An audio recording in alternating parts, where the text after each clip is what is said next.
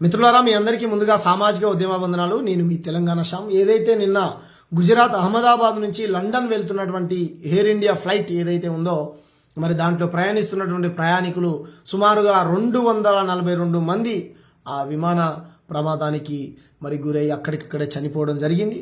దాంట్లో నుంచి ఒక రమేష్ అనుకుంటా, నాకు తెలిసి ఒక రమేష్ మాత్రమే బ్రతికి బయటపడ్డాడు. ఆయన ప్రస్తుతం ఇప్పుడు హాస్పిటల్లో ట్రీట్మెంట్ తీసుకుంటా ఉన్నాడు. ఆయన తొందరగా కోలుకోవాలని మనందరం మనస్ఫూర్తిగా కోరుకుందాం. ఆయన ఆరోగ్య పరిస్థితిని కూడా నరేంద్ర మోడీ మన ప్రధానమంత్రి గారు హాస్పిటల్కి వెళ్ళి అడిగి తెలుసుకున్నాడు.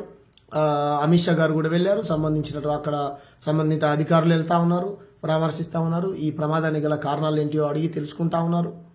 అది ఎక్కడైతే కూలిందో, ఏ హాస్టల్లో అయితే కూలిందో, సుమారు మధ్యాహ్నం 1:30 ప్రాంతంలో అందరూ లంచ్ చేస్తుండగా వాళ్ళంతా డాక్టర్స్ అంట. అది ఒక హాస్టల్లో కూలింది. ఆ హాస్టల్ బిల్డింగ్ మొత్తం కూడా నాశనం అయిపోయింది. దాంట్లో ఆ హాస్టల్లో డాక్టర్స్ కూడా చాలామంది చనిపోయారు.